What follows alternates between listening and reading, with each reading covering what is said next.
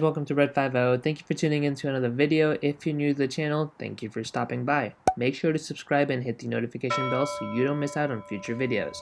So today I want to discuss not only the gas mileage on my 2019 Mustang GT with the 5-liter engine, but also most importantly, what octane rating gas you should run in your Mustang GT with the 5.0 engines, especially if you're stock. My car is a 2019, so it has the Gen 3 Coyote motor in it with the higher compression than the Gen 2 Coyote found in 2015 through 2017 Mustang GTs. As a general rule of thumb, basically the higher the octane, the more power you can squeeze out of it. So most people, when they get their Mustangs tuned, they opt for the 93 octane tune, if not going for the E85, which is a topic on its own. So let's say if you were to request a tune from, I don't know, say Palm Beach Dyno tune or Lund tune, and for the exact same tune, with the only difference being the octane rating they're tuning for, you're almost guaranteed to get more power out of 93 octane than the 87 octane without a doubt. So this brings us to the question, should you use 93 octane or 87 octane for your Mustang GT that is relatively stock? Stock in the sense that it's still rocking the stock tune. As you guys know, I do have Corsa Extremes on my Mustang GT, which sounds absolutely amazing by the way, but obviously it's just a catback in the end, so no tune is required. So my Mustang is still on the stock 4 tune, well, at least for now. Alright, so let's dive right into the video. I want to start by letting you guys in on what octane gas I use for my 2019 Mustang GT. Believe it or not, I mostly run 87 octane in my Mustang, especially if I know that tank of gas will mostly see normal commute and not much spirited driving.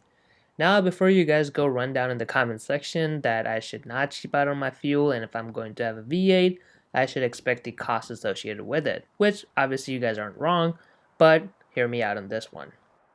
So I get that having a higher octane gas in your tank when your car is tuned for it is going to result in more power, and by no means I'm saying you shouldn't run 93 octane at that point. But just to give you a background, I used to have a 2006 Mustang GT that ran 87 octane, and then as soon as I got it tuned, it always saw 93 octane in it. So I'm not trying to cheap out here, it's just a matter of what you can gain based on the tune. So I do plan on tuning my 2019 Mustang GT obviously, and we'll go for 93 octane to get the most performance out of it. There's a couple of different reasons that I actually run 87 octane as opposed to 93 most of the time. One of the biggest reasons being obviously Ford themselves recommend 87 octane as the minimum rating.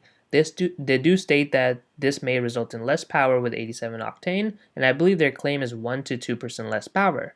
So even if we get 2% less power, heck, even 3% less power, you're talking about 15 horsepower less, so 440 horsepower instead of 460.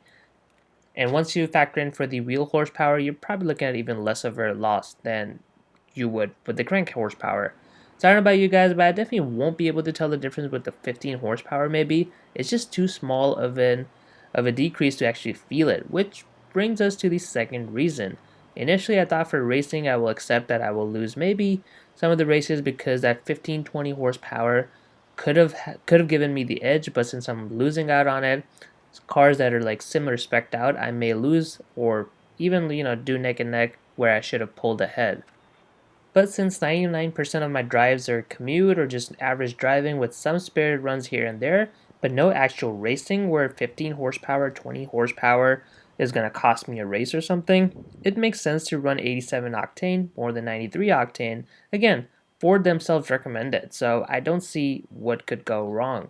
As some of you know, I've raced recently a 2016 full bolt-on GT and actually had 1 to 2 car lengths on him easily, which even debunks the second reasoning that I was mentioning earlier, that even cars in similar horsepower level, I'm competitive, so the 87 octane isn't really holding me back for racing purposes too.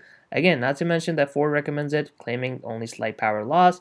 In this case, obviously, I have yet to see the power loss. I'm sure if I dyno tune it back to back, I may see the loss, but I don't know if I can tell about my butt dyno.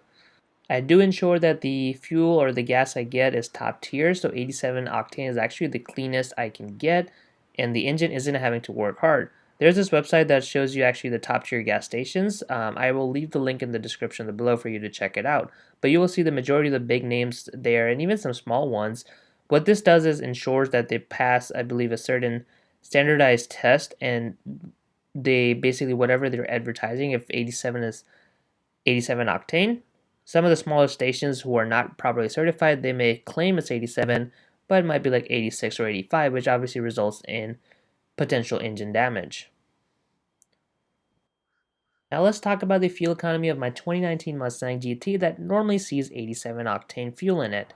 I'm thinking I will actually do 87 versus 93 octane comparison for miles per gallon and also acceleration, just so you guys can see the real world comparison and to see if it even makes a difference.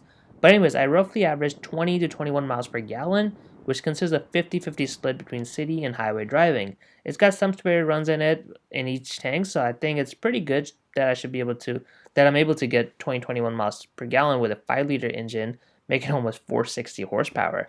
Now again, I know no one buys a V8 Mustang for its fuel economy, but it's good to see how it stands against its competitors.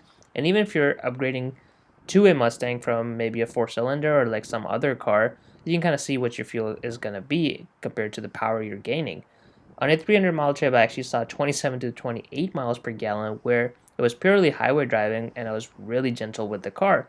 So to me, it's just amazing to have 460 horsepower, and if you're taking a road trip, you can easily get 27, 28 miles per gallon. The 2006 Mustang GT I actually used to own did, I want to say, 17 to 18 miles per gallon on average with the similar drive, and the best I ever saw out of it was 23 miles per gallon. So you can see how it's a win-win for me by getting more miles per gallon and way more power than the 2006 4.6 3-valve. So it's crazy how technology has come, and you just have to embrace it. That you have a 5-liter V8 making 460 horsepower with like such great fuel economy. Well, guys, there you have it. I think it's perfectly okay to use 87 octane on your 2019 Mustang GT, given Ford themselves recommended, and obviously their engineers know more than us. They also wouldn't recommend something if they knew it would result in potential lawsuits with engines just grenading left and right. Now, obviously, the downside is slightly less power. I want to say 10-15 horsepower at the best. But me personally, I can't tell any notable difference, so for me, it just doesn't make sense unless I'm taking it to track or autocross, drag racing, or anything like that. But obviously, if you are able to do A and B comparison and you're able to tell the difference, then by all means, spend a little bit extra money to get 93 octane. It may be worth it to you. If you want to tune it like I eventually will, then I definitely want to recommend that you should go for the 893 octane tune. The difference usually is pretty decent because the tuners know what they're doing, and when they tune for it, you're just likely to get more horsepower with the 93 octane than you would with 87 octane. So there you have it, guys. That's my opinion on 93 versus 87 octane on your 2019 or Gen 3 Coyote Mustang GTs. Thank you guys for watching the video. I hope you enjoyed the video. Make sure to smash that like button and subscribe to Red 50 for more videos.